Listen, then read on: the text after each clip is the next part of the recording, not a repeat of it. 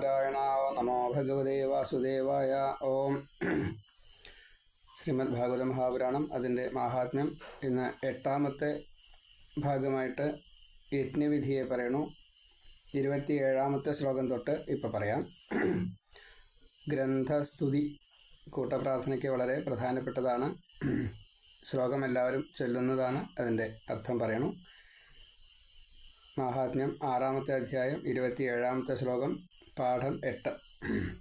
ഓം. സംസാരസാഗരേ മഗ്നം ദീനം മാം കരുണാനിധേ കർമ്മഗ്രാഹഗൃഹീതാംഗം സമുദ്ധര ഭവാർണവാത്.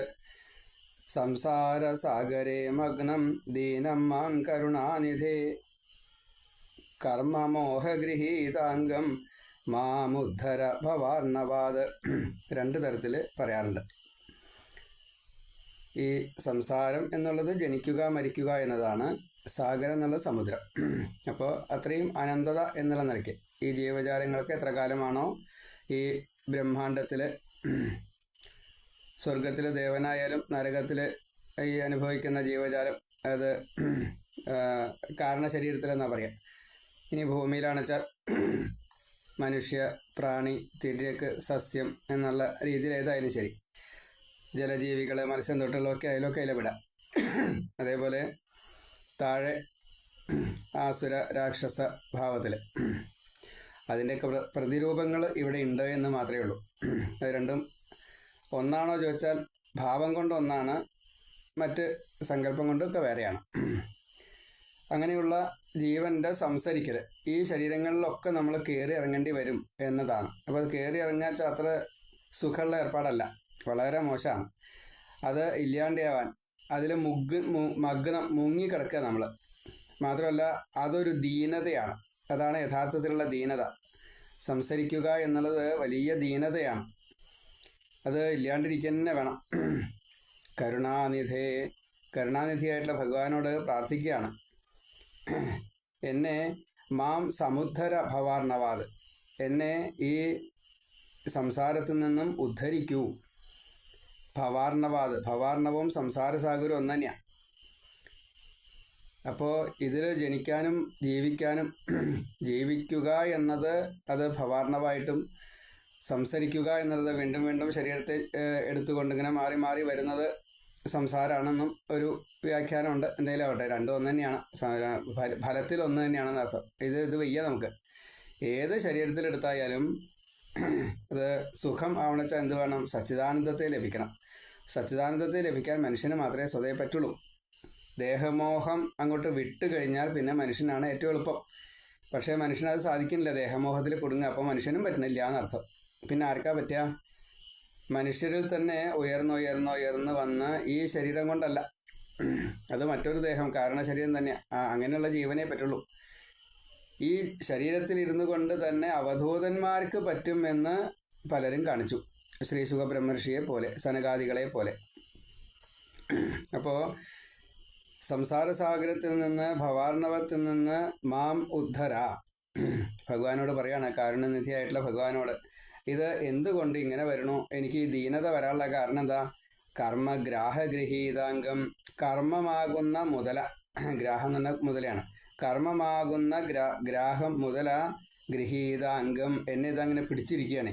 ആ പിടുത്തത്തിൽ നിന്ന് അങ്ങോട്ട് രക്ഷപ്പെടുത്തി തരണം. കർമ്മമോഹഗൃഹീതാംഗം, മോഹം എന്നുള്ളത് ദേഹം ഞാനാണ് എന്നുള്ള ബോധമാണ് മോഹം. ഗ്രാഹം എന്നുള്ളത് മുതലയാണ്, കർമ്മമാകുന്ന മുതലപ്പിടുത്തം. മറ്റേ മോഹം എന്നുള്ളത് ഞാൻ ഈ ദേഹമാണ് എന്നുള്ള ബോധമാണ്. നമ്മൾ സാധാരണ ജീവനെയാണ് ഞാൻ എന്ന് പറയേണ്ടത്. അത് നമുക്ക് അത്രയ്ക്കുള്ള കഴിവില്ല. നമ്മൾ പറയണമെന്ന് മാത്രമേ ഉള്ളൂ, അനുഭവിക്കണമെന്നില്ല. അപ്പോൾ ഞാൻ ദേഹമാണെന്നുള്ള ബോധത്തോട് കൂടിയിട്ടാണ് ഞാൻ ജീവനാണെന്നൊക്കെ പറയണത്. രണ്ടും തമ്മിൽ വളരെ വ്യത്യാസമുണ്ട്, കുറച്ചല്ല. അപ്പോൾ ഈ ഞാൻ ദേഹമാണെന്നുള്ള ബോധത്തിൽ നിന്ന്, ഈ ബോധം വരാനുള്ള കാരണം ആവരണമായും വിക്ഷേപണമായാണ്. പഞ്ചഭൂതങ്ങളും ദേഹ മനോ ആവരണങ്ങളുണ്ട്, വിക്ഷേപങ്ങളുണ്ട്. പഞ്ചതന്മാത്രകളും മനോബുദ്ധിരഹങ്കാരം, അത് വലിയ പ്രശ്നമാണ്. നമ്മളെ അതിലങ്ങോട്ട് കുടുക്കുകയാണ്. അപ്പോൾ അങ്ങനെ കൊടുക്കുമ്പോൾ അതിൽ നിന്ന് രക്ഷപ്പെടാൻ എന്താ വേണ്ടത്?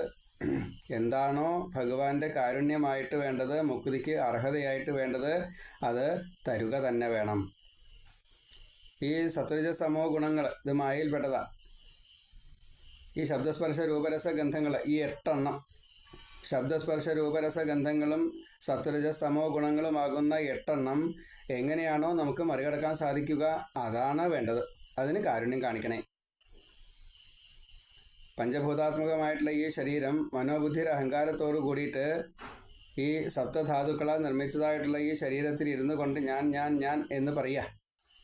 അപ്പം ഈ ദേഹമോഹത്തിൽ നിന്ന് അങ്ങോട്ട് ഒഴിവാക്കി തരണം. ഇതുതന്നെയാണ് പ്രാർത്ഥന. ദേഹം ഇനി വേണ്ട, വീണ്ടും വീണ്ടും ജനിക്കണ്ട. സംസാരസാഗരേ മഗ്നം ദീനം മാം കരുണാനിധേ കർമ്മഗ്രാഹഗൃഹീതാംഗം സമുദ്ധര ഭവാർണവാത്.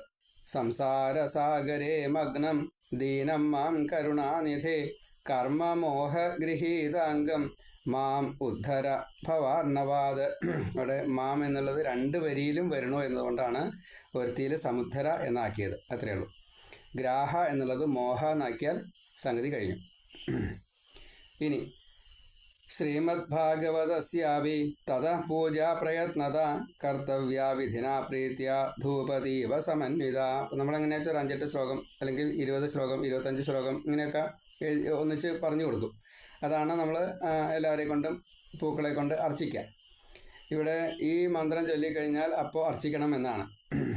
ശാസ്ത്രപൂജ, അതായത് ശാസ്ത്രപൂജ വെച്ചാൽ ശ്രീമദ് ഭാഗവതം ശാസ്ത്രം, ആ ഭാഗവത ഗ്രന്ഥത്തെ വിധിപ്രകാരം പ്രീതിയോട് കൂടിയിട്ട് ശരിക്ക് നമ്മളൊരു ബിംബത്തിലേക്ക് എങ്ങനെയാണ് പൂജ, 16 ഉപചാരത്തോട് കൂടിയിട്ട് പൂജ, അതുപോലെ പൂജ ചെയ്യണമെന്നാണ്. നമ്മൾ ഒന്നിച്ച് ഒരു നേദ്യമേ പതിവുള്ളൂ. കാരണം ഇതെല്ലാം ചുരുക്കി ചെയ്യണം എന്ന് പറഞ്ഞിട്ടുണ്ട് യജ്ഞത്തിന്. അപ്പം അതുകൊണ്ട് എല്ലാ ദിവസവും ഗ്രന്ഥത്തെ പൂജിക്കുക. നമ്മൾ പൂജാമുറിയിൽ ഒരു ഗ്രന്ഥം വെച്ചാൽ മതി. അപ്പോൾ ആ പൂജ ഗ്രന്ഥത്തിനും പൂജയായി. അതാണ്. അപ്പം ഇങ്ങനെ എല്ലാ ദിവസവും പൂജിക്കണം. നമ്മൾ യജ്ഞത്തിന് അതിൻ്റെ ഒരു വിധി എന്തേ ചെയ്യുന്നുള്ളൂ, ഈ പുഷ്പാർച്ചന മാത്രമേ ചെയ്യുന്നുള്ളൂ. അവിടെ ശാസ്ത്രപൂജ ശ്രീമദ് ഭാഗവതസ്യ അപി, ഈ ശ്രീമദ് ഭാഗവതമാകുന്ന ഗ്രന്ഥത്തിനും കൂടി തതഹ പൂജ പ്രയത്നത, അതിനുശേഷം പൂജ ചെയ്യണം. ഏതിനു ശേഷം? ഈ പ്രാർത്ഥന ചെയ്തതിൻ്റെ ശേഷം. സംസാരത്തിൽ നിന്ന് മോചിപ്പിക്കണേ എന്ന് പ്രാർത്ഥിക്കുന്ന ആ മന്ത്രം ചൊല്ലിയതിൻ്റെ ശേഷം ഗ്രന്ഥത്തിനെ പൂജിക്കണം. അപ്പോൾ നമ്മൾ എന്താ ഗ്രന്ഥത്തിനെ പൂജിക്കുക? ഏറ്റവും ലളിതമായിട്ടുള്ള പൂജയാണ് അർച്ചന. അപ്പോൾ അർച്ചന ചെയ്യണം. പിന്നെയോ കർത്തവ്യ വിധിന പ്രീത്യ, ഇത് കർത്തവ്യമായിട്ട് നാം ചെയ്യണം. വേദം വിധിച്ച പ്രകാരം ഭാഗവതത്തിൽ പറഞ്ഞിട്ടുണ്ട് എങ്ങനെയാണ് പൂജിക്കേണ്ടതെന്നുള്ളത്. ആ പൂജിക്കേണ്ട വിധി പ്രകാരം തന്നെ നമ്മുടെ സ്വയം ഇഷ്ടത്തോടു കൂടിയിട്ട് സന്തോഷത്തോടു കൂടിയിട്ട് ഇത് ഞാൻ ചെയ്യുക തന്നെ വേണം എന്ന ആ ഒരു ബോധത്തോടു കൂടിയിട്ട് പ്രീതിയോട് കൂടിയിട്ട് 16 ഉപചാരത്തോടു കൂടിയിട്ട് എന്നാണ് ധൂപദീപ സമന്വിത. 16 ഉപചാരം വേണ്ട, 5 ഉപചാരം വേണ്ടു വെച്ചാൽ അത് ജലഗന്ധ പുഷ്പ അതേപോലെ അർഘ്യപാദ്യങ്ങൾ ഒക്കെ ആയാൽ അതായി. നൈവേദ്യം കൂടി കൊടുത്തു കഴിഞ്ഞാൽ പ്രദക്ഷിണ നമസ്കാരം, പിന്നെ മന്ത്രസ്തുതി, ഇതെല്ലാം കൂടിയാണ് പഞ്ചോപചാരം. ജലഗന്ധ പുഷ്പം പ്രധാനം, നേദ്യം പ്രധാനം. അതേപോലെ ഈ മന്ത്രങ്ങൾ ചൊല്ലാൻ അറിയാത്തവർക്ക് നമസ്കാരം എന്നുള്ളതാണ്. അപ്പോൾ ആ നമസ്കാരം കൂടി അങ്ങോട്ടാകുമ്പോൾ പ്രാർത്ഥനയും കൂടി അങ്ങോട്ടാകുമ്പോൾ അത് ശരി, പ്രാർത്ഥിച്ചാൽ മതി. അപ്പം 5-മത്തെ ജലഗന്ധ പുഷ്പം, നേദ്യം, പ്രാർത്ഥന, 5 ഇനി ആ പ്രാർത്ഥനയ്ക്കുള്ളത് മന്ത്രമായാലും വേണ്ടില്ല, പറയില്ല, എങ്ങനെയൊക്കെ വെച്ചാൽ അതൊക്കെ യുക്തം പോലെ ചെയ്തോളാം. മറ്റ് 16 ഉപചാരം ആകുമ്പോഴേക്കും കുറച്ചും കൂടി അധികം കൂടുതൽ വരും. അത്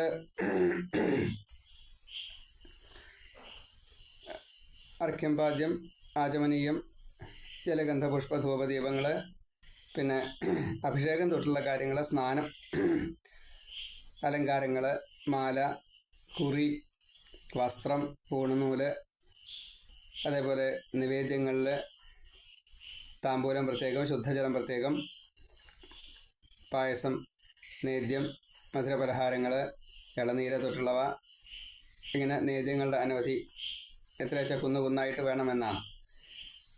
വസ്ത്രങ്ങൾ, മാലകൾ, പണ്ടങ്ങളൊക്കെ മറ്റേ സ്വർണത്തിൻ്റെ ആവാം, അതേപോലെ തന്നെ പട്ട് അങ്ങനെ തുടങ്ങിയിട്ടുള്ളതൊക്കെ ആവാം.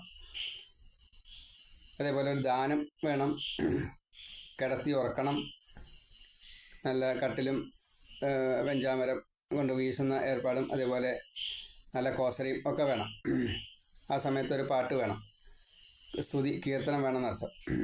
അങ്ങനെ ഉണർന്ന് വരുമ്പോൾ വീണ്ടും ഒരു ദാനത്തെ കൊടുത്തുകൊണ്ട് അതുപോലെ കൂട്ടിക്കൊണ്ടുവരണം. കൂട്ടിക്കൊണ്ടുവരു തൊട്ടാണ് തുടങ്ങുക ആവാഹനം. അതുപോലെ ഉദ്വസിക്കുക, പറഞ്ഞയക്കുക, അനുധാവനം ചെയ്യുക. ഇങ്ങനെയൊക്കെ കൂടി ചേർന്നതാണ് ഈ സമർപ്പണത്തോട് കൂടിയതായിട്ടുള്ള ഞാനും ജീവനും തുല്യമാണ്, ഞാനാകുന്ന ജീവനും ഭഗവാനാകുന്ന പരമാത്മാവും ജീവാത്മാവും പരമാത്മാവും തുല്യമാണ് എന്ന് കണക്കാക്കുന്നതാണ് 16 ഉപചാര പൂജ. ഒരു വീട്ടിലേക്ക് അതിഥിയെ കൂട്ടിക്കൊണ്ടുവരുമ്പോൾ ഗേറ്റിൽ നിന്ന് കൂട്ടിക്കൊണ്ടുവന്ന് വേണ്ടതൊക്കെ കൊടുത്ത് കാല് കഴുകിച്ച് സ്നാനാദികളെ ചെയ്യിച്ച് വെള്ളമൊക്കെ കുടിക്കാൻ കൊടുത്ത് ഊണൊക്കെ കഴിക്കാൻ കൊടുത്ത് വിസ്തരിച്ച് കിടത്തി ഉറക്കി പോണ സമയത്ത് ദാനങ്ങളൊക്കെ കൊടുത്ത് സന്തോഷിപ്പിച്ച് ഗേറ്റ് വരെ പറഞ്ഞയക്കുന്നതായിട്ടുള്ള രീതിയിലാണ് 16 ഉപചാര പൂജ. അപ്പോൾ ഇങ്ങനെ ഭാഗവതത്തിനെ പൂജിക്കണം. കാരണം പ്രത്യക്ഷ കൃഷ്ണ ഏവഹി, അതുകൊണ്ടാണ് ശ്രീകൃഷ്ണൻ ആണ്. ഇവിടെ മൂലമന്ത്രം ഓം നമോ ഭഗവതേ വാസുദേവായ എന്നാണ്. ഇതിനു വേണ്ടിയിട്ടാണ് നമ്മൾ കാല് കഴിച്ചുകൊണ്ടൊക്കെ ചെയ്യണത്. ഭാഗവത ഗ്രന്ഥപൂജയ്ക്കുള്ള ആ ഒരു സങ്കല്പത്തിലാണ് ഓം നമോ നാരായണായ എന്ന മൂലമന്ത്രത്തിൽ ഓം നമോ ഭഗവതേ വാസുദേവായ എന്ന ഈ ഗ്രന്ഥ മൂലമന്ത്രത്തിൻ്റെ വിധി അനുസരിച്ച് 13 പേരെ കാല് കഴുകിച്ച് ഊട്ടി ഭഗവാന് പൂജ ചെയ്യുന്നത്. അപ്പോൾ വലിയൊരു കടമ ഇതിൽ ചെയ്യാനുണ്ട്. നമ്മൾ പറയുമ്പോൾ ഇത്രയും ചെയ്യണ്ടു, ഈ മന്ത്രം ചൊല്ലുക, ഭഗവാനൊന്ന് അർച്ചിക്കുക. അപ്പോൾ ഒറ്റ അർച്ചന മതി, അതൊരു പൂജയാണ്. ശ്രീമദ് ഭാഗവതസ്യ അഭി തതഃ പൂജ പ്രയത്നത കർത്തവ്യ വിധിന പ്രീത്യ ധൂപ ദീപ സമന്വിത. അപ്പോൾ ധൂപം ദീപം തൊട്ടുള്ള കൂട്ടിച്ചേർക്കലോട് കൂടിയിട്ട് 16 ഉപചാരത്തോട് കൂടിയിട്ട് പൂജിക്കണം. ഇത് കർത്തവ്യമായിട്ട് ചെയ്യണം, വേദം വിധിച്ച പ്രകാരത്തിൽ ചെയ്യണം. എന്ന് വെച്ചാൽ ഭാഗവതത്തിൽ പറഞ്ഞ പോലെ ചെയ്യണം, പ്രീതിയോട് കൂടിയിട്ട് ചെയ്യണം. അപ്പോൾ കുറച്ച് കഷ്ടപ്പെട്ടും, അതായത് ചെയ്യാൻ സമയം ഉണ്ടാവില്ല, അല്ലെങ്കിൽ പല കാര്യങ്ങളും നമ്മൾ തടസ്സവാദം പറയും. അതൊക്കെ മാറ്റി നിർത്തിയിട്ട് പ്രയത്നിക്കുക തന്നെ വേണം. പ്രകർഷേണ യത്നം ചെയ്യുന്നതാണ് പ്രയത്നം. അപ്പോൾ സന്തോഷത്തോട് കൂടിയിട്ട് ചെയ്യുന്നതിനെ ഭഗവാനും സന്തോഷം ഉണ്ടാവുള്ളൂ. ആ രീതിയിൽ കാണണം. ശ്രീമദ് ഭാഗവതസ്യാപി തദ പൂജ പ്രയത്നത കർത്തവ്യ വിധിന പ്രീത്യ ധൂപദീപ സമന്വിത തതസ്തു ശ്രീഫലം ധൃത്വാ നമസ്കാരം സമാചരേൽ സ്തുതി പ്രസന്നചിത്തേന കർത്തവ്യ കേവലം തഥാ. അപ്പോൾ അതിനുശേഷം ശ്രീഫലം തതഹ തു, അതിനുശേഷമാകട്ടെ ശ്രീഫലം. ശ്രീഫലം എന്നുള്ള സാധാരണ നാളികേരം എന്നാണ് നമ്മൾ പറയുക. അത്രയും ശ്രീ തരുന്നതായിട്ടുള്ളൊരു ഫലം വേറെയില്ല. നാളികേരത്തിൻ്റെ പ്രത്യേകതകളെ അനവധിയാണ്. കൽപ്പവൃക്ഷം എന്നാണ് തെങ്ങിന് പറയുക. അപ്പോൾ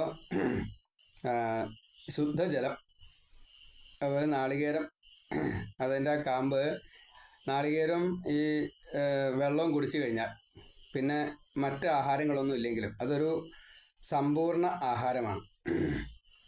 അതിൽ ഏറെക്കുറെ എല്ലാം നമ്മുടെ ഈ ശരീരം നിലനിൽക്കാനുള്ളൊക്കെ ഉണ്ട്. അതിൽ അന്നജം എന്തൊക്കെയാണ് വേണ്ട ചൊക്കയിലുണ്ട്. അപ്പോൾ അങ്ങനെ ഒരു പദാർത്ഥം വേറെ ഇല്ല. പിന്നെ ഇത്രയും സുരക്ഷിതമായിട്ടും വേറൊരു പദാർത്ഥമില്ല. മണ്ടരി വന്നിട്ടുണ്ടെന്നുള്ളത് ശരിയാ. അപ്പോൾ പ്രകൃതി എത്രത്തോളം അതിനെ തരണം ചെയ്തിട്ടുണ്ടെന്ന് ആലോചിച്ചാൽ മതി. നമ്മൾ എത്രയൊക്കെ എന്തൊക്കെ ചെയ്താലും പ്രകൃതിക്ക് അതിനെ തരണം ചെയ്യാൻ സാധിക്കും. അപ്പോൾ പ്രകൃതി പോലും നമുക്ക് എതിരാണ്. അതാണ് മണ്ടരി.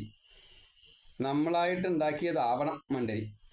അതായത് നമ്മളിൽ നിന്നുള്ള ദോഷവശങ്ങളെ ഇപ്രകാരത്തിലൊരു പ്രാണിയായിട്ട് ഇതിലും കൂടി അങ്ങോട്ട് കടന്ന് ദോഷം ചെയ്യുക. അച്ചിങ്ങയിൽ വേണം അത് ചെയ്യാനായിട്ട്. അപ്പോൾ അവിടുന്ന് അങ്ങോട്ട് വേണം ദോഷം. എന്തൊരു കഷ്ടമാണെന്ന് ആലോചിച്ച് നോക്കൂ. ഈ ഒരു പ്രാണിവർഗ്ഗങ്ങൾ അതിൻ്റെ ഉള്ളിലേക്ക് തന്നെ പോകുമ്പോഴോ ഏറ്റവും ശുദ്ധമായിട്ടുള്ള സാധനം. അപ്പോൾ തതസ്തു ശ്രീഫലം ധൃത്വ, അതിനുശേഷം ഈ പൂജ ചെയ്തതിന് ശേഷം ഈ നാളികേരം, നമ്മൾ സാധാരണ അങ്ങനെയല്ല പതിവ്, കാരണം അതിന് കുറച്ചധികം സമയം വേണം. അപ്പോൾ ശ്രീഫലമൊക്കെ എടുത്ത് പ്രദക്ഷിണമൊക്കെ വെച്ച്, അത് അമ്പലത്തിൽ മൊത്തം പ്രദക്ഷിണം വയ്ക്കും. അമ്പലത്തിലാകുമ്പോൾ വീടിനാച്ചാൽ വീടിന് മൊത്തം പ്രദക്ഷിണം വയ്ക്കും. അതല്ലെങ്കിൽ സങ്കല്പം കൊണ്ട് അവിടെ വയ്ക്കും. ഈ ശ്രീഫലവും അരിയും അക്ഷതവും പൂവും വെറ്റില അടക്കിയും പഴങ്ങളും അതേപോലെ ധനവും. അപ്പോൾ ധാന്യം എന്നുള്ളത് അരി, അക്ഷതം എന്നുള്ളത് ഒരു രണ്ട് തരത്തിൽ പറയാറുണ്ട്. എന്തെങ്കിലും ആവട്ടെ ഒന്ന് ക്രിയയ്ക്ക് വേണ്ടി ഉപയോഗിക്കുന്നത് എന്ന നിലയ്ക്ക് ശുദ്ധത്തിന് വേണ്ടിയിട്ട്, പിന്നെ ഈ ശരീരത്തിൻ്റെ പുഷ്ടിക്ക് വേണ്ടിയിട്ട് പലതുമുണ്ട്. അക്ഷരത്തിന് കുറച്ച് അധികമുണ്ട്. ധാന്യം, കാരണം ഇത് അന്നജം ഉണ്ടെങ്കിലല്ലേ ശരീരം നിലനിൽക്കുള്ളൂ. അപ്പോൾ അങ്ങോട്ട് സമർപ്പിച്ചാൽ അങ്ങോട്ട് കിട്ടുക. അതുകൊണ്ടാണ് താമ്പൂലം ശ്രീയമാപ്നോതി എന്ന താമ്പൂലമാണ് ഈ ഭക്ഷണം കഴിച്ചു കഴിഞ്ഞാൽ അത് ശരീരത്തിലേക്ക് സ്വീകരിക്കുന്നത്. എന്തെങ്കിലും ശരീരത്തിൽ കുറവുണ്ടെങ്കിൽ അത് ശരീരത്തിലേക്ക് സ്വീകരിക്കുന്നത് ഈ താമ്പൂലം കൊണ്ടാണ്. അപ്പോൾ അതിൽ ചേരുവ അഡീഷണൽ ചേർക്കുന്നതാണ് നമ്മുടെ കുഴപ്പം. പുകലയായാലും മറ്റു കാര്യങ്ങളൊക്കെ ചേർക്കുന്നത് നമ്മുടെ ശരീരത്തിന് കേടുവരുത്തുകയും ചെയ്യും. അപ്പോൾ അങ്ങനെ അല്ലാതെ കണ്ട് വെറ്റില അടക്കിയും മാത്രമേ വേണ്ടൂ, വേറെ യാതൊന്നും വേണ്ട. അങ്ങനെ വെറ്റില അടക്കിയും കൊടുത്ത്, വെറ്റില അടക്കിയും വേണം, ധനം വേണം, പൂവ് വേണം, അരി വേണം, നാളികേരം വേണം, പിന്നെ പഴങ്ങൾ വേണം. ഇതാണ് ഒരു താമ്പൂല തളിക, മറ്റേ ശ്രീഫല തട്ട്. ആ തട്ട് ഇതാണ്. അപ്പോൾ അതിലിതൊക്കെ പൂർണ്ണമാവണം, പൂരിതമാവണം. എന്നിട്ട് അതെടുത്ത് പ്രദക്ഷിണം വെച്ച് ഹരേ രാമ ഹരേ രാമ ഹരേ രാമ രാമ രാമ ഹരേ ഹരേ ഹരേ കൃഷ്ണ കൃഷ്ണ കൃഷ്ണ ഹരേ ഹരേ അങ്ങനെ നാമം ജപിച്ചുകൊണ്ട് അത് പ്രദക്ഷിണം ചെയ്ത് വരിക. അത് ശിവൻ്റെ അമ്പലമായാലും ഭഗവതിയുടെ അമ്പലമായാലും വിഷ്ണുവിൻ്റെ അമ്പലമായാലും ഈ നാമം തന്നെയാണ് ജപിക്കാറ്. ഭാഗവതമാണ് വായിക്കുന്നതെങ്കിൽ, അല്ലെങ്കിൽ അമ്മ നാരായണ, ദേവി നാരായണ, ലക്ഷ്മി നാരായണ, ഭദ്രനാരായണ, ഇങ്ങനെ നാമം ജപിച്ചുകൊണ്ട് പ്രദക്ഷിണം വെച്ചുകൊണ്ട് വരിക. അതേപോലെ ശിവശംഭോ ശംഭോ ശിവശംഭോ ശംഭോ ശിവശംഭോ ശംഭോ ശിവശംഭോ. മഹാദേവൻ്റെ ഏത് നാമാച്ചാവാം. നമശിവായ നമശിവായ നമശിവായ ജപിച്ചു വരാം. ഇങ്ങനെ ജപിച്ചുകൊണ്ട് ഈ ശ്രീഫല പ്രദക്ഷിണം ചെയ്ത് നമസ്കാരം ചെയ്യുക. ഇനി ഇതിന് ഒറ്റ പ്രദക്ഷിണം ഒറ്റ നമസ്കാരം, 3 പ്രദക്ഷിണം 1 നമസ്കാരം, 1 പ്രദക്ഷിണം 3 നമസ്കാരം. പിന്നെ നമസ്കാരത്തിൻ്റെ പ്രത്യേകതകൾ വേറെ വേറെ. ഏകം വിനായകം കുര്യാൽ, ദ്വൗ സൂര്യേ, ത്രീണി ശങ്കരേ. വിഷ്ണുവിനും ലക്ഷ്മിക്കും 4 വീതം, ഭഗവതിക്ക് എന്നർത്ഥം. 5 അയ്യപ്പന്, 6 സുബ്രഹ്മണ്യന്, 7 അരയാലിന്. ഇങ്ങനെയാണ് ഒരു നിയമം. അപ്പോൾ 7 പ്രദക്ഷിണം അരയാലിന് ചെയ്യാം. അത്രയും നേരം വേണം അതിൻ്റെ ഇത് കിട്ടാനായിട്ട്. അരയാലിന് വളരെയധികം പോസിറ്റിവിറ്റി തരാനുള്ള ഒരു കഴിവുണ്ട്. അത് നമ്മുടെ ശിരസ് തൊട്ടിട്ട് ദേഹം മുഴുവനും തരുകയും ചെയ്യും. മുകളിൽ നിന്നും, ഇലയിൽ നിന്നും, കാണ്ടത്തിൽ നിന്നും, വേരിൽ നിന്നും എല്ലാ ദിക്കിന്നും കിട്ടും. എവിടെ നിന്നൊക്കെ എങ്ങനെയൊക്കെയാണ് കിട്ടുന്നത് ചോദിച്ചാൽ മനസ്സിലായി. ആ കാറ്റ് തട്ടി വന്നാൽ മതി. അപ്പോൾ അരയാലിന് 7 പ്രദക്ഷിണം വയ്ക്കാം. സുബ്രഹ്മണ്യനാണെങ്കിൽ 6 മുഖൻ ആണ്. അതുകൊണ്ട് സുബ്രഹ്മണ്യ ക്ഷേത്രത്തിൽ 6 പ്രദക്ഷിണം വയ്ക്കുക. അതേപോലെ അയ്യപ്പനാണെങ്കിൽ 5ൻ്റെ അപ്പനാണ്. പഞ്ചഭൂതം തൊട്ടുള്ള ഓരോന്നും, പഞ്ചേന്ദ്രിയായാലും പഞ്ചഭൂതമായാലും വിഷയങ്ങളായാലും 5 ധാരാളമുണ്ട്. 5ൻ്റെ അപ്പനാണ്. അപ്പൻ എന്ന് പറഞ്ഞു കഴിഞ്ഞാൽ പിതാവ് എന്നുള്ള അർത്ഥമാണ്. 5ൻ്റെ അപ്പനായിട്ടുള്ള അയ്യപ്പൻ. ശാസ്താവ്, ദേവലോകത്തിൽ ശാസ്താവായിട്ടും ഭൂമിയിൽ അയ്യപ്പനായിട്ടും നമ്മൾ കണ്ടിരിക്കണം. ശാസ്താവിന് ഈ പഞ്ചഭൂതാത്മകൊന്നും അത് പ്രശ്നമല്ല. കാരണം ബ്രഹ്മഭാവത്തിലുള്ള ആ ഒരു രൂപത്തിലാണ്. അപ്പോൾ അവിടെ ശാസ്താവാണ്. ശാസിക്കുക എന്നത് കലികാലത്തിൽ എന്തൊക്കെ ദോഷമുണ്ടെങ്കിലും തീർക്കാനുള്ള അതാണ് കൊടുത്തിരിക്കുന്നത്. അതുകൊണ്ട് ശാസ്താവ്. അതേപോലെ ഈ 5 പ്രദക്ഷിണം വയ്ക്കുന്നത് ഭൂമിയിലായതുകൊണ്ട് 5ൻ്റെ അപ്പൻ. അനവധിയുണ്ട്, 5 എന്തായാലും ഈ 5ൻ്റെ ആയിട്ട് നമുക്ക് കാണാൻ സാധിക്കും. അത് നെഗറ്റീവും ഉണ്ട്, പോസിറ്റീവും ഉണ്ട്. അതിൻ്റെയൊക്കെ പിതാവ്. അതുകൊണ്ട് 5. ഇനി 4 എന്നുള്ളത് പാലകൻ എന്ന നിലയ്ക്കാണ്. 4 ദിക്കും സാത്വികമായിട്ടുള്ള ഭാവത്തിൽ വിഷ്ണു ആയാലും ലക്ഷ്മി ആയാലും ഈ 4 പ്രദക്ഷിണമാണ് വേണ്ടത്. 4 ദിക്കും വെച്ചാൽ ഫുൾ കവറിങ് എന്നുള്ള അർത്ഥത്തിലാണ് 4 ദിക്കും. ഇനി 3 ത്രിത്വത്തെ മറികടക്കാൻ എന്നുള്ള നിലയ്ക്കാണ് 3 പ്രദക്ഷിണം ശിവന്. അത് ഗംഗ മറികടക്കാൻ പറ്റില്ല എന്നുള്ളത് കൊണ്ട് ഓവിൻ്റെ അവിടെ എത്തിക്കഴിഞ്ഞാൽ തിരിഞ്ഞ് ഇപ്പുറത്തേക്ക് വരികയും വേണം. അപ്പോൾ ചിലവർ അതിൻ്റെ ശാസ്ത്രം എനിക്ക് ഇതുവരെ പിടുത്തം കിട്ടിയിട്ടില്ല. ശരിയോ തെറ്റോ അറിയില്ല. നമ്മുടെ ശാസ്ത്രപ്രകാരം എന്തായാലും അങ്ങനെ ഇല്ല. ശിവൻ്റെ നടക്കിൽ ചെന്ന് തൊഴുതു, ഇടത്തോട്ട് തിരിഞ്ഞ് അങ്ങനെ വലം വയ്ക്കുക. അങ്ങനെയാണല്ലോ പതിവ്. അപ്പോൾ ഉപദേവന്മാർ എന്തൊക്കെയാ വെച്ചാൽ ഒക്കെ പ്രദക്ഷിണം വെച്ചതിൻ്റെ ശേഷം അവിടെ ഓവിൻ്റെ അവിടെ എത്തിക്കഴിഞ്ഞാൽ വടക്ക് ഭാഗത്താണ് ഓവ് വരിക. അപ്പോൾ അവിടെ ഓവിൻ്റെ അവിടെ എത്തിക്കഴിഞ്ഞാൽ പിന്നെ തിരിച്ചു വരികയാണ്. തിരിച്ചു വരുമ്പോൾ ശ്രീരാഗത്തിൻ്റെ അടുത്തു കൂടെ ഇങ്ങനെ വരും. അപ്പോൾ ഈ മറ്റേ ഈ പരിവാര പ്രതിഷ്ഠയുണ്ട് ദേവന്മാർ. ആ ദേവന്മാരെ പ്രദക്ഷിണം വയ്ക്കുന്നു എന്ന് സങ്കല്പം ആരോ പറഞ്ഞു കൊടുത്തിട്ടുണ്ട്. അത് തെറ്റാണെന്നാണ് ഞാൻ വായിച്ചിടത്തോളം എൻ്റെ അറിവിൽപ്പെട്ട രീതിയിൽ എനിക്ക് മനസ്സിലായിട്ടുള്ളത്. ആ ദേവനെ പ്രദക്ഷിണം വയ്ക്കാൻ നമുക്ക് അധികാരമില്ല. അതിൻ്റെ കാരണം എന്താണെങ്കിൽ ദേവനും ആ പരിവാര പ്രതിഷ്ഠയും തമ്മിൽ അഭേദ്യമായിട്ടുള്ള ബന്ധമാണ്. പ്രദക്ഷിണം വയ്ക്കുമ്പോൾ പുറത്തുകൂടെ പ്രദക്ഷിണം വയ്ക്കണു, ദേവന്മാർ ഇരിക്കുന്നതിൻ്റെ അതിന് ശേഷം അത് കഴിഞ്ഞിട്ട് തിരിച്ചു വരുമ്പോൾ ഇതിൻ്റെ ഉള്ളിൽ കൂടെ വരണു എന്നുള്ളത് ഈ ദേവന്മാരെ പ്രദക്ഷിണം വയ്ക്കുന്നതായിട്ട് കണക്കാക്കി എന്ന് ആരോ പറഞ്ഞു കൊടുത്തിട്ടുണ്ട്. അത് പാപമായിട്ടാവും വരിക എന്നാണ് എൻ്റെ അറിവ്. എനിക്കറിയില്ല, ഞാൻ ശിശുവാണ്. ദേവനും ഈ പ്രധാനപ്പെട്ടതായിട്ടുള്ള ദേവനും പരിവാരങ്ങളും തമ്മിൽ അഭേദ്യമായിട്ടുള്ള ബന്ധമാണ്. ആ ബന്ധത്തിനെ നമ്മൾ മുറിക്കുകയാണ്. ഗംഗയെ മുറിക്കാൻ പാടില്ല എന്ന ആ നിയമത്തെ പാലിച്ചു കൊണ്ടുവരണ നമ്മൾ വീണ്ടും വലിയൊരു തെറ്റ് ചെയ്യുകയാണ്. ചെയ്യാൻ പാടില്ല എന്നാണ് എൻ്റെ ചുരുങ്ങിയ അറിവ്. കാരണം അത്രയും വലിയ ആളുകൾ അത് പറഞ്ഞെന്നത്രേ. എനിക്കറിയില്ല, ഞാൻ കേട്ടിട്ടില്ല. കാരണം എനിക്ക് അതിൻ്റെ വിഷയമില്ല. ആൾക്കാർ ചെയ്യുന്നത് കണ്ടിട്ടുണ്ട്, ഞാനോട്ട് ചെയ്യാറുമില്ല. അപ്പോൾ ഈ പാഖണ്ഡം വന്നാൽ നമ്മൾ കുടുങ്ങി. പ്രമാണം എവിടെയാണ് പറഞ്ഞിരിക്കണതെന്ന് കൃത്യമായിട്ട് പറഞ്ഞിട്ടാ പറയണമെങ്കിലോ എന്നാൽ സ്വീകരിച്ചോളൂ. താന്ത്രിക വിധിയിൽ ഞാൻ കേട്ടിട്ടില്ല. ഏതെങ്കിലും ഒരു ഗ്രന്ഥത്തിൽ നിന്ന് ഒരു പ്രമാണമായിട്ട് ഞാൻ ഇതുപോലെ അന്വേഷിച്ചു. അപ്പോൾ എനിക്ക് കിട്ടിയിട്ടില്ല. കിട്ടിയാൽ നിങ്ങൾ തിരിച്ചു തന്നാൽ എനിക്ക് വലിയ സന്തോഷം. 7558012135 എൻ്റെ ഫോൺ നമ്പർ. ഏത് ഗ്രന്ഥത്തിലാണെന്നും എവിടെയാണെന്നും അത് കണ്ടുപിടിക്കാൻ വേണ്ടി കണ്ടമാനം പണിയെടുക്കാനൊന്നും പറ്റില്ല. അത് ഇന്ന സ്ഥലത്താണ്, പേജും നമ്പറും കാര്യങ്ങളൊക്കെ പറഞ്ഞു തരണം. അങ്ങനെയാണെങ്കിൽ ഞാൻ അതിനെ അംഗീകരിക്കാം, മറ്റ് ഞാൻ അംഗീകരിക്കില്ല. അത്രയേ ഉള്ളൂ. ഈ ഒരു പാപം ഉണ്ടാവാൻ സാധ്യതയുണ്ടെന്നാണ് എൻ്റെ വിശകലനം. അതായത് ദേവനും പരിവാര പ്രതിഷ്ഠയും തമ്മിൽ അഭേദ്യമായിട്ടുള്ള ബന്ധമാണ്. അതിനെ നമ്മളായിട്ട് മുറിക്കണ്ട. ഇനി അപ്പോൾ നമ്മൾ 4 പ്രദക്ഷിണം പാലകനായിട്ടുള്ള വിഷ്ണുവിനും ലക്ഷ്മിക്കും, 3 പ്രദക്ഷിണം ഈ ശിവനും. അതും പൂർത്തിയാകണം വെച്ചാൽ വീണ്ടും വരെ തന്നെ പോയിട്ട് വീണ്ടും തിരിച്ച് ഇങ്ങോട്ട് വന്ന് അങ്ങനെയൊക്കെ. അത് കഴിഞ്ഞാൽ 2 പ്രദക്ഷിണം സൂര്യന്, 1 പ്രദക്ഷിണം ഗണപതിക്ക്.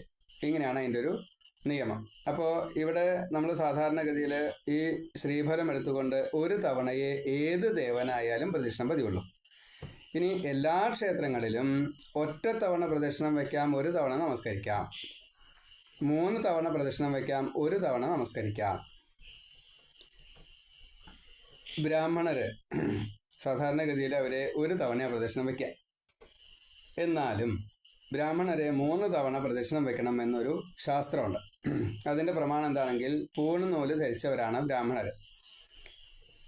ബ്രാഹ്മണ, ക്ഷത്രിയ, വൈശ്യ 3 പേർക്കും പൂണുനൂലുണ്ട്. ബ്രഹ്മാവിഷ്ണു മഹേശ്വരന്മാരാകുന്ന സത്വരജ സമോ ഗുണങ്ങളെ മറികടന്നവർ എന്നാണ് അതിൻ്റെ സാരം. അപ്പം അതുകൊണ്ട് ഈ 3 ഗുണങ്ങളെയും മറികടക്കാൻ വേണ്ടിയിട്ട് 3 പ്രദക്ഷിണം വയ്ക്കുകയും 1 നമസ്കാരം ചെയ്യുകയും വേണമെന്ന് ശാസ്ത്രം. 1 തവണയെ സമർപ്പിക്കേണ്ടതുള്ളൂ. 3 പ്രദക്ഷിണം വയ്ക്കുന്നത് ബ്രാഹ്മണരെ ഈ സത്വരജ സമോ ഗുണങ്ങളെ മറികടന്നവരായതുകൊണ്ട് അതിനെ നമുക്കും കിട്ടാൻ വേണ്ടിയിട്ട് ബ്രാഹ്മണരെ നമസ്കരിക്കുകയാണ്. ദൈവാധീനം ജഗൽ സർവം മന്ത്രാധീനം തു ദൈവതം തന്മന്ത്രം ബ്രാഹ്മണാധീനം ബ്രാഹ്മണേഭ്യോ നമോ നമഃ. അപ്പോൾ ബ്രാഹ്മണരെ ഇപ്രകാരത്തിൽ നമസ്കരിക്കുമ്പോൾ നമുക്ക് കിട്ടുന്നത് ഈ ത്രിത്വം മറികടക്കാനാണ്. മഹാദേവനെ നമസ്കരിക്കുന്നത് ത്രിത്വം മറികടക്കാനാണ്. 3 തവണ പ്രദക്ഷിണം വയ്ക്കുന്നത്. അതേപോലെ 2 തവണ സൂര്യനെ പ്രദക്ഷിണം വയ്ക്കുന്നത് സൂര്യനും പ്രകാശവും, സൂര്യൻ രശ്മി, അത് 2 ഭാവ, അതാണ് 2. ഗണപതി ഗണാനാം പതി 1 ഉള്ളൂ, 1 വേണ്ടൂ. ഞാനും ദേവനും ഒന്നായി എന്നാ. നമ്മൾ ഗണപതിയെ മുഖ്യസ്ഥാനത്ത് ആദ്യം പൂജിക്കണു. ഗണപതിയെ ബ്രഹ്മാവസ്ഥയിലാണ് കണ്ടിരിക്കുന്നത് എന്നാണ്. അമ്മയിൽ നിന്നുണ്ടായ ഇത് മുഴുവൻ മാറ്റി, എന്തൊക്കെയാണോ പ്രാകൃത ഭാവമുള്ളത് പ്രാകൃത ഭാവത്തെ മുഴുവൻ മാറ്റി, എന്നിട്ടാണ് ഗണപതി ഉണ്ടാക്കിയത് എന്നാണ്. അപ്പോൾ ശരീരത്തോടു കൂടി വന്നത് കൊണ്ട് മഹാദേവൻ അത് തൃപ്തിയായില്ല. അതുകൊണ്ടാണ് സ്വതവേ തല അറുത്തത് എന്നെല്ലാം അതിൻ്റെ വ്യാഖ്യാനം. തല അറുത്തപ്പോൾ തല വേണമെന്ന് പാർവതി പറഞ്ഞപ്പോൾ ബ്രഹ്മമായി മാറിയ ഒരു ഭക്തന്റെ ശിരസ് എടുത്തോളാൻ പറഞ്ഞു. അതാണ് ഗണപതിയുടെ തല, അതായത് ആനയുടെ തല. അത് ശിവപുരാണത്തിലെ കൃത്തിവാസസ് എന്നൊരു ഭക്തൻ്റെയാണ്. അസുരഭാവത്തെ ഇല്ലാണ്ടാക്കി ആ തല ഗണപതിക്കും, അതേപോലെ ഈ ഗണപതി ആനയുടെ തോല് ഭഗവാൻ ഉത്തരീയായിട്ട് എടുത്തു എന്നാണ്. ഭദ്രകാളിയൊക്കെ ഉത്തരീയായിട്ട് എടുത്തു എന്നാണ്. ആനത്തോൽ ഉത്തരീയം. അപ്പോൾ എന്നും ഭഗവാൻ ഈ ഭക്തനെ ഓർമ്മിപ്പിക്കുന്നു എന്നതാണ്. അങ്ങനെയൊക്കെ ശാസ്ത്രം. അപ്പോൾ ഇവിടെ പറഞ്ഞു വന്നൊരു സാരം ശ്രീഫല പ്രദക്ഷിണത്തിനെ കുറിച്ചിട്ട് ഒന്ന് വിസ്തരിച്ചതാണ്. തതസ്തു ശ്രീഫലം ധൃത്വ നമസ്കാരം സമാചരേത്, നന്നായിട്ട് തന്നെ ആചരിക്കണം നമസ്കാരം. അപ്പോൾ സ്ത്രീകളാകുമ്പോൾ 5 അംഗ നമസ്കാരം, പുരുഷന്മാരാകുമ്പോൾ അഷ്ടാംഗ നമസ്കാരം. കയ്യും കാലും അതേപോലെ നെറ്റി ഇതൊക്കെ നിർബന്ധമായിട്ട് തലയിൽ ഭൂമിയിൽ മുട്ടണം, മനസ്സും. അപ്പോൾ നമ്മുടേതായിട്ടുള്ള എന്തൊക്കെയാണോ ഉള്ളത് അത് മുഴുവൻ മാറി നിലത്ത് മുട്ടണം എന്നാ. സ്ത്രീകൾക്കല്ല, നമുക്ക് സ്ത്രീകൾക്ക് മാറി മുട്ടാൻ പാടില്ലാത്തതുകൊണ്ടാണ് മറ്റേ പഞ്ചാംഗ നമസ്കാരം ആക്കിയത്. അപ്പം നമ്മുടെ മാറി നിലത്ത് മുട്ടണം എന്നാ. ചിലവരുടെ മാറി നിലത്ത് മുട്ടില്ലേ, വളരെ ബുദ്ധിമുട്ടാണ്. ചിലവരുടെ മാറി നിലത്ത് മുട്ടും. അതൊക്കെ സൂക്ഷിച്ചാൽ മനസ്സിലാവും. മാറിൻ്റെ ഇന്ന ഭാഗങ്ങളെന്നൊക്കെ കണക്കുണ്ട്. അപ്പോൾ അത് വേണ്ട രീതിയിൽ പറ്റാത്തവരും നമ്മളെ ഭൂമിയിലുണ്ട്. അതാണ് നല്ല തമാശ. മാറി നിന്ന് ഇങ്ങനെ സൂക്ഷിക്കുമ്പോഴാണ്. അപ്പോൾ മനസ്സുകൊണ്ട്, മന്ത്രത്തോട് കൂടിയിട്ടുള്ള മനസ്സുകൊണ്ട്, അതാണ് 8ാമത്തെ. കൈ കൂപ്പിക്കൊണ്ട്, 5 വിരലുകളുണ്ടല്ലോ, 5 വിരലിൽ 4 വിരലും മറ്റേ തള്ളവിരലും ഉള്ളും. അപ്പം അതിനൊക്കെ ചില പ്രത്യേക ശാസ്ത്രങ്ങളുണ്ട്. ഇതൊക്കെ പഞ്ചഭൂതങ്ങളുടെ സമ്മേളനമാണ്. പഞ്ചഭൂതങ്ങളെ കൊണ്ടാണ് ഈ ശരീരത്തെ ഉണ്ടാക്കിയത്. അപ്പം അത് മുഴുവൻ സമർപ്പിക്കണം എന്നാണ് കൂപ്പുകൈയുടെ ഒരു സാരം. നിലനിൽപ്പ് പോലും ഇനി എനിക്ക് വേണ്ട, അതുകൊണ്ടാണ് കാല് മടക്കിയിട്ട് വേണം. ഒരിക്കലും കാലിൻ്റെ തള്ളവിരൽ നിലത്ത് കുത്തരുത്. തള്ളവിരലിൻ്റെ നഖം അതാവണം നിലത്ത് തൊടേണ്ടത് എന്ന് സാരം. കാല് നിവർത്തിയിട്ട് തന്നെ വേണം.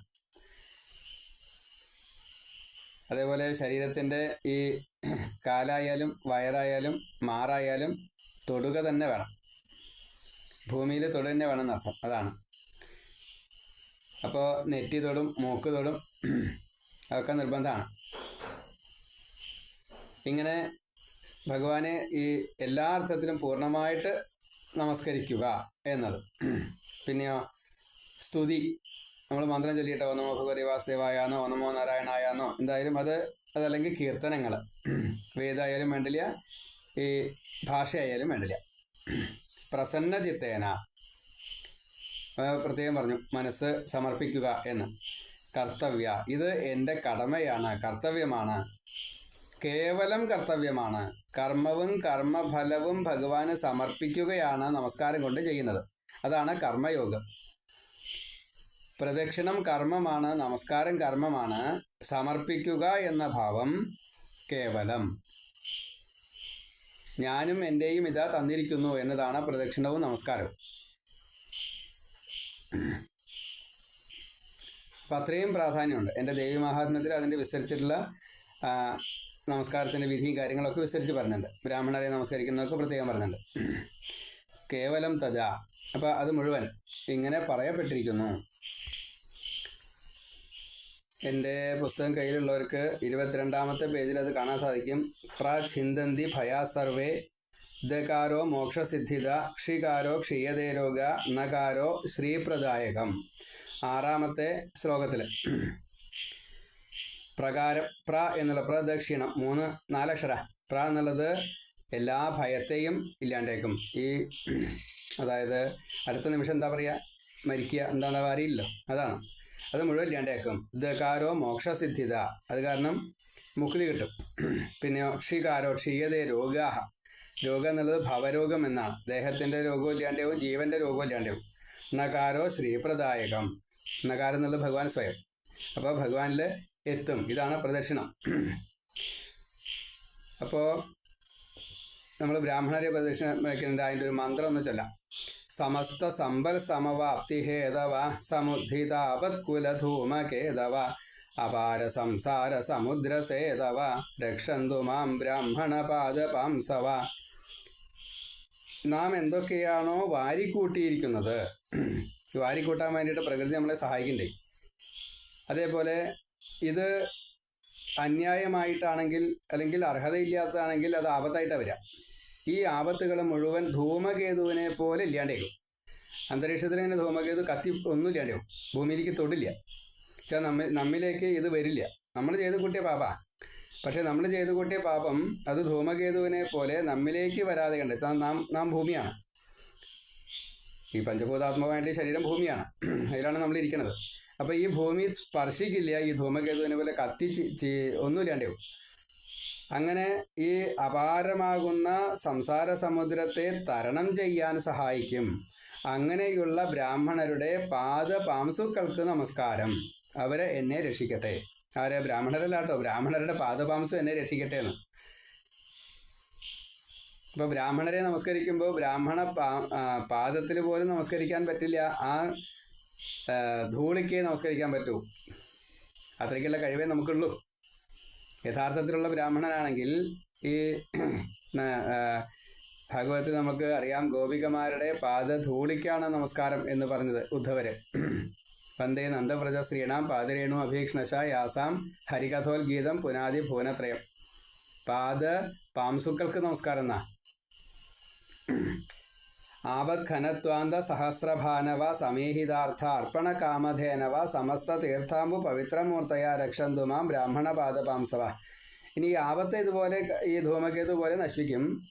അതേപോലെ തന്നെയാണ് 1000 കോടി അല്ലെങ്കിൽ 1000 സൂര്യന്മാരുടെ, കോടി പോട്ടെ, 1000 സൂര്യന്മാരുടെ പ്രഭാവത്തോടു കൂടിയിട്ട്, ആ തീക്ഷ്ണതയോട് കൂടിയിട്ട് എല്ലാ പാപങ്ങളെയും ഇല്ലാണ്ടെയാക്കുന്നതായിട്ടുള്ള ആ സൂര്യഭഗവാനായിട്ടുള്ള നാരായണനെ ഉപാസിക്കുന്നതായിട്ടുള്ള ആ ബ്രാഹ്മണര് സൂര്യനെ പ്രകാരത്തിലാണോ ഈ അനുഗ്രഹം തരുന്നത്, അതേപോലെ തന്നെ നാം എന്തൊക്കെയാണോ ആവശ്യപ്പെടുന്നത് അത് കാമധേനുവിനെ പോലെ, കൽപ്പവൃക്ഷത്തിനെ പോലെ, ഭഗവാനെ പോലെ നമുക്ക് തരുന്ന ഒരു ഭാവമുണ്ട് ബ്രാഹ്മണർക്ക്.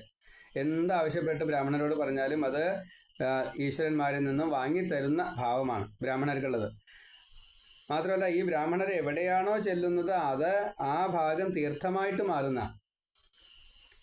ഒരു ബ്രാഹ്മണനെ ഗൃഹത്തിലേക്ക് വിളിച്ചു വരുത്താൻ അല്ലെങ്കിൽ യാദൃശ്ചികമായിട്ട് വന്നു കഴിഞ്ഞാൽ ആ ഗൃഹം വിളിച്ചു വരുത്താൻ സാധിച്ച വലിയ പുണ്യമാണ്. യാദൃശ്യമായിട്ട് വന്നു കഴിഞ്ഞാൽ അതിലേറെ പുണ്യമാണ്. അപ്പോൾ എന്തെങ്കിലും ദാനം കൊടുത്തുകൊണ്ട് നമസ്കരിപ്പിച്ചു കഴിഞ്ഞാൽ എത്രയാ പുണ്യം ചോദിച്ചാൽ അറിയില്ല. അതിന് അവസരം കിട്ടിയിട്ടും ഇന്ന് ചെയ്യാത്തവരാണല്ലോ നമ്മളൊക്കെ.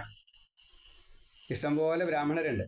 അവരെ വിളിച്ചു വരുത്തിയിട്ട് എന്തെങ്കിലും കൊടുക്കുക. കൊല്ലത്തിൽ ഒരിക്കലേ വേണ്ടൂ, അല്ലെങ്കിൽ മാസത്തിൽ ഒരിക്കലേ വേണ്ടൂ. ദിവസേനാവാൻ വിരോധമില്ല. പറഞ്ഞു വന്നേരെ കാര്യം അത്രയേ ഉള്ളൂ. ബ്രാഹ്മണരെന്ന് ധാരാളമുണ്ട്. അപ്പോൾ അവർക്കൊക്കെ എന്തെങ്കിലും ഇതേപോലെ കൊടുക്കുകയാണെങ്കിൽ അവരും ഈ മറ്റു കാര്യങ്ങളൊക്കെ വിട്ടുകൊണ്ട് ഈശ്വര കാര്യത്തെ മാത്രം ചെയ്യാൻ അവരും തയ്യാറാവും. പക്ഷേ ഇന്നിപ്പോൾ അവരെ വെറും മനുഷ്യരായിട്ടല്ലേ കണ്ടുള്ളൂ. മഹാബ്രാഹ്മണര് പണ്ഡിതന്മാരായിട്ട് കുറേ ആൾക്കാരുണ്ട്. അവരും ഇന്ന് ജോലിക്കാരാ, മേശാന്തിയായിട്ടോ മറ്റെന്തെങ്കിലുമൊക്കെ ആയിട്ട്. അപ്പോൾ ഈ അവർ ജോലിക്കാരായിട്ട് പണിക്കാരായിട്ട് നിർത്തുന്നത് നമ്മുടെ ഒരു കാലദോഷ, കലികാലത്തിൻ്റെ ഒരു ദോഷ. അവരൊക്കെ മനുഷ്യരല്ലേ എന്ന് ചോദിക്കുന്നത് തെറ്റാ. ബ്രാഹ്മണരായിട്ട് ജീവിക്കുന്ന അനവധി ആൾക്കാരുണ്ട്. അവരൊക്കെ ഒന്ന് പല ജോലികളും ചെയ്തുകൊണ്ടിരിക്കുകയാണ്. അവരൊക്കെ ശരിക്കും എന്താ നമ്മൾ ചെയ്യേണ്ടത്? അവർക്ക് ജോലിയൊന്നും ചെയ്യേണ്ടി വരരുത്. അവർ ചെയ്യുന്ന ജോലി ഈശ്വര പ്രാർത്ഥനയാണ്. അവർ ചെയ്യുന്ന ഈ ഈശ്വര പ്രാർത്ഥനയിലൂടെ നമുക്ക് സുഖത്തെ ഭഗവാൻ തരും. മഴ വേണ്ട സമയത്ത് വരും, പ്രകൃതിക്ഷോഭങ്ങൾ ഉണ്ടാവില്ല, നമ്മുടെ ആഗ്രഹങ്ങൾ എന്തൊക്കെയാ വെച്ചാൽ അതൊക്കെ ഭഗവാൻ സാധിപ്പിച്ച് തന്നോളും. ഈ ഒരു വിശ്വാസത്തോട് കൂടിയിട്ട് വേണം. അങ്ങനെ അല്ലാണ്ട് ആവുകൊണ്ടാണ് അവരും ചീത്ത കാര്യങ്ങളിൽ സാധാരണ മനുഷ്യരെ പോലെ വേണ്ടാത്ത കാര്യങ്ങളൊക്കെ ചെയ്യുക. അങ്ങനല്ലേ? അതൊക്കെ ഇതൊക്കെ കലികാലത്തിൻ്റെ ദോഷ. അപ്പോൾ അതങ്ങനെ അല്ലാത്ത ഒരു ഭാവത്തിൽ സ്വസ്ഥതയും സ്വാതന്ത്ര്യവും കൊടുക്കുന്ന രൂപത്തിലാണ് എങ്കിൽ ശാന്തരായിട്ടുള്ള, ഭക്തരായിട്ടുള്ള, ജ്ഞാനികളായിട്ടുള്ള, എപ്പോഴും സന്തോഷത്തെ പ്രകടിപ്പിക്കുന്നതായിട്ടുള്ള, എന്നും അന്യോപകാരം ചെയ്യുന്ന, ഒരു ലോഭവും ബാധിക്കാത്ത, അങ്ങനെയുള്ള ബ്രാഹ്മണരാണ് യഥാർത്ഥത്തിലുള്ള ബ്രാഹ്മണർ. ഉദാഹരണം, ശ്രീരാമനിൽ നിന്നും ഭൂമി മുഴുവൻ മേടിച്ചതായിട്ടുള്ള കശ്യപൻ മുഴുവൻ ശ്രീരാമനെ തിരിച്ചു കൊടുത്തു. അതേപോലെ തന്നെയാണ് പരശുരാമൻ 21 വട്ടം ഭൂമിയെ സ്വന്താക്കിയതാ. അത് മുഴുവൻ ബ്രാഹ്മണർക്ക് വീതിച്ചു കൊടുത്തു. പക്ഷേ ഈ നമുക്ക് കിട്ടുന്നത് ഒന്നും നമ്മൾ സൂക്ഷിക്കാറില്ല. അതിങ്ങനെ കൊടുത്തുകൊണ്ടേയിരിക്കുകയാണ്. അങ്ങനെ കൊടുത്തുകൊണ്ടിരിക്കുന്നവർക്ക് ആണ് ദാനം കൊടുക്കേണ്ടത്. കാറ് വാങ്ങിയിട്ടും മറ്റേ ബംഗ്ലാവ് വാങ്ങിയിട്ടും അങ്ങനെ കൂട്ടി വെക്കുന്നവർക്ക്, ആർക്കും ഒന്നും കൊടുക്കാതെ കണ്ടിരിക്കുന്നവർക്ക് ഒന്നും കൊടുക്കരുത്. അവർക്ക് കൊടുത്തിട്ട് കാര്യമില്ല, അതുകൊണ്ട് ഫലം ഉണ്ടാവില്ല. അവർ ലോഭികളാണ്. അപ്പോൾ ലോഭികൾക്ക് കൊടുക്കണ്ട. ബ്രാഹ്മണരെ കണ്ടാൽ അറിയാം ഇപ്പോഴും സന്തോഷമാണോ, പരോപകാരം ചെയ്യുന്നുണ്ടോ, ഇതൊക്കെ ഒന്ന് വീക്ഷിക്കാം. അപ്പോൾ അങ്ങനത്തവർ ഈ കാമധേനുക്കളെ പോലെയാണ്. അവർ ചെല്ലുന്ന സ്ഥലം മുഴുവൻ തീർത്ഥമായിട്ട് മാറും. അങ്ങനെയുള്ള ബ്രാഹ്മണർക്ക് നമസ്കാരം ഇതാണ്. അപ്പോൾ അങ്ങനെ ആണ് നാം ഈ പ്രദക്ഷിണ നമസ്കാരം ചെയ്യുന്നത് എങ്കിൽ, ഇപ്പോൾ കലികാലമായതുകൊണ്ട് നമുക്ക് അങ്ങനത്തെ കാണാൻ പറ്റില്ല. അപ്പോൾ എന്താ ചെയ്യുക? നമ്മൾ മനസ്സുകൊണ്ട് അത് സങ്കല്പിച്ചുകൊണ്ട് ചെയ്യുക. എവിടേക്കും പോകണ്ട, വീട്ടിലിരുന്ന് ചെയ്താൽ മതി. വീട്ടിലിരുന്നിട്ട് ഒന്ന് പ്രദക്ഷിണം വയ്ക്കുക. വെറുതെ, അതായത് നടുക്കിലൊന്നും വേണ്ട, വിളക്കും വേണ്ട, ബിംബവും വേണ്ട, യാതൊന്നും വേണ്ട. ഒന്ന് വെറുതെ വട്ടം ചുറ്റുക. കാരണം ഇതിൻ്റെ ഉള്ളിലുണ്ടേ, നമുക്ക് കാണാൻ പറ്റുന്നില്ല, അനുഭവിക്കാൻ പറ്റുന്നില്ല. അത്രയും നമ്മൾ കണ്ടാലും കേട്ടാലും മാത്രമേ നമുക്ക് അനുഭവം ഉണ്ടാവുള്ളൂ. കാണുക, കേൾക്കുക, തൊടുക, അതൊക്കെ നമുക്ക് വേണം, എന്നാലേ നമുക്ക് അനുഭവം ഉണ്ടാവുള്ളൂ. മറ്റത് സങ്കല്പിച്ചുകൊണ്ട് ഒന്ന് വട്ടം ചുറ്റുക. ഒരു ഹാളിലാണെച്ചാൽ വട്ടം ചുറ്റുക ഒരു പ്രയാസമില്ല. വെറുതെ ഒന്ന് വട്ടം ചുറ്റുക. ഈ സങ്കല്പത്തിൽ കിഴക്കോട്ട് നമസ്കരിക്കുക. അത് ദേവന് വേണം, ബ്രാഹ്മണന് വേണം, പശുക്കൾക്ക് വേണം, ഭൂമിദേവിക്ക് വേണം, സൂര്യന് വേണം, പിന്നെ വിഷ്ണുവിന് വേണം, ശിവന് വേണം, ഭഗവതിക്ക് വേണം, ഗണപതിക്ക് വേണം. ഇങ്ങനെ 9 നമസ്കാരമെങ്കിലും എല്ലാ ദിവസവും ചെയ്യണം. വെറുതെ എവിടേക്കും പോണ്ട. ഈ സങ്കല്പത്തോട് കൂടിയിട്ട് ഈ മന്ത്രങ്ങളെയൊക്കെ ചൊല്ലിയിട്ട് അങ്ങോട്ട് നമസ്കരിക്കുക. ഇപ്പോൾ ദേവി ഭാഗവതത്തിൽ, ദേവി മഹാത്മ്യത്തിൽ, എൻ്റെ ഈ കഥോപാസന എന്നുള്ള ഗ്രന്ഥത്തിൽ അതൊക്കെ ഉണ്ട്. അത് കിട്ടിയ എത്രയോ ആളുകളുണ്ടാവും. അവരെ എത്രത്തോളം നോക്കേണ്ടത് ചോദിച്ചാൽ ശരിയാ. ഒരുത്തിലും ഒരു അനുഭവം ഉണ്ടായി, പറയാതിരിക്കാൻ പറ്റില്ല. ഇത് എന്തിനാണ് എഴുതിയിരിക്കുന്നത്? ഞാനൊരു 100 പുസ്തകമായിട്ട് കൊടുത്തു അവർക്ക്. അവിടെ കുറേ ആൾക്കാരുണ്ടെന്ന് പറഞ്ഞാൽ കൊടുത്തത്. ആ 100 പുസ്തകം ഒരാൾക്ക് പോലും കൊടുത്തില്ല. അവിടെ കൂട്ടി വെച്ചെടുക്കുക ഒരുത്തിയിൽ. ഒരാവശ്യമില്ല, കൊടുത്താൽ മതി. അപ്പോൾ അത് വാങ്ങാനുള്ള അതുപോലും അവർക്കില്ല. എത്രയാ ഇതിൽ ഒരു വലിയ റെഫറൽ ഗ്രന്ഥമാണ് എൻ്റെ ഈ പുസ്തകം. 200 റുപ്യ ഞാൻ ഇപ്പം ഇതിന് വില ഇട്ടുണ്ട്. 300 റുപ്യാണ് വില ഇട്ടുന്നത്. 200 റുപ്യ ഞാൻ വാങ്ങുന്നുണ്ട്. ഇങ്ങനെ ഒരു എഴുതി ഉണ്ടാക്കണമെങ്കിൽ 200 അല്ല 500 റുപ്യ എന്നാൽ മുതലാവില്ല. എന്നിട്ടും അത് വെറുതെ കൊടുത്തിട്ടും കൂടി വാങ്ങാനോ അത് വായിക്കാനോ തയ്യാറാവാത്ത സമൂഹം. കഷ്ട. അത്രയും എന്തോ ഒരു പോരായ്മ നമുക്ക് സംഭവിച്ചിട്ടുണ്ട്. കാരണം ഇത് മുഴുവൻ പ്രമാണം ആണ്. ഞാൻ ഇവിടെ എഴുതിയത്, ഈ ഗ്രന്ഥത്തിൽ എഴുതിയത്, ഈ ഗ്രന്ഥത്തിൽ ഞാൻ എഴുതിയൊക്കെ പ്രമാണം തന്നെയാണ്. ഞാൻ ഗ്രന്ഥത്തിൽ നോക്കാതെ കണ്ട് ഒന്നും എഴുതിയിട്ടില്ല. അപ്പോൾ ഇത്രയും പ്രമാണമുള്ളതായിട്ടുള്ള ഈ ഗ്രന്ഥത്തെ വെറുതെ കൊടുത്തിട്ട് അതൊന്ന് വായിച്ചു നോക്കാൻ പോലും തയ്യാറാവണില്ലല്ലോ എന്നൊരു സങ്കടം, വലിയ ദുഃഖം തന്നെയാണ്, സംശയം. അതിന് എത്ര കഷ്ടപ്പെട്ടിട്ടുണ്ട് ഇങ്ങനെ ഈ കളക്ട് ചെയ്യാൻ എന്നുള്ളത്. ഇനിയും പോരാന്ന് എനിക്ക് തോന്നുന്നത്. അപ്പോൾ അത്രയും കൂടുതൽ അറിവാണ്. ഈ അറിവുകളെ കുറേശ്ശായിട്ട് തരികയാണ്, അത്രയേ ഉള്ളൂ. അപ്പോൾ അതിനെ സ്വീകരിക്കുക. ഇനി നമ്മൾ അടിപ്രദക്ഷിണമൊക്കെ ചെയ്യണ്ടല്ലോ, അതൊക്കെ ഒരു വിധിയാണ്. സ്ത്രീകൾക്ക് അടിപ്രദക്ഷിണം വയ്ക്കുക എന്നൊക്കെ പറഞ്ഞാൽ ഓരോ അടി വയ്ക്കുമ്പോഴും നമ്മുടെ ഈ പാപങ്ങൾ മുഴുവൻ ജന്മജന്മാന്തര പാപങ്ങൾ തീരാണ്. അതേപോലെ ശ്രദ്ധിച്ച് വേണം എന്നുള്ളത് പ്രദക്ഷിണത്തിന് പ്രത്യേകമായിട്ട് പറയണം. ഓരോ അടി വയ്ക്കുമ്പോഴും ഇപ്പോൾ യാനിച്ച പാപാനി ജന്മാന്തരകൃതാനിച്ച താനി പ്രണശ്യന്തി പ്രദക്ഷിണ പതേ അങ്ങനെ മുഴുവൻ പാപങ്ങളും തീരാണ്. അപ്പോൾ ശ്രദ്ധിച്ചുകൊണ്ട് നമസ്കരിച്ച് പ്രദക്ഷിണം വെച്ച് നമസ്കരിക്കുകയാണെങ്കിൽ സകല പാപങ്ങളും തീരും എന്ന് പ്രദക്ഷിണ വിധി, നമസ്കാര വിധിയെ കുറിച്ചിട്ട് ധരിച്ചുകൊണ്ടാണ് ഈ ഭാഗവത നമസ്കാരം ചെയ്യുന്നതെങ്കിൽ, ഇപ്പോൾ 29ാമത്തെ ശ്ലോകം വരെയാണ് നമ്മൾ പറഞ്ഞത്. തതസ്തു ശ്രീഫലം ധൃത്വ നമസ്കാരം സമാചരേൽ സ്തുതി പ്രസന്നചിത്തേന കർത്തവ്യ കേവലം തഥാ.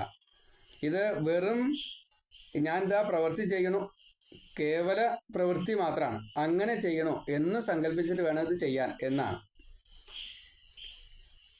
സംസാരസാഗരേ മഗ്നം ദീനം മാം കരുണാനിധേ കർമ്മഗ്രാഹഗൃഹീതാംഗം സമുദ്ധര ഭവാർണവാൽ ശ്രീമദ്ഭാഗവതസ്യാപി തദ പൂജാ പ്രയത്നത കർത്തവ്യാ വിധിനാ പ്രീത്യ ധൂപദീപ സമന്വിത തതസ്തു ശ്രീഫലം ധൃത്വ നമസ്കാരം സമാചരേൽ സ്തുതി പ്രസന്നചിത്തേന കർത്തവ്യ കേവലം തഥാ.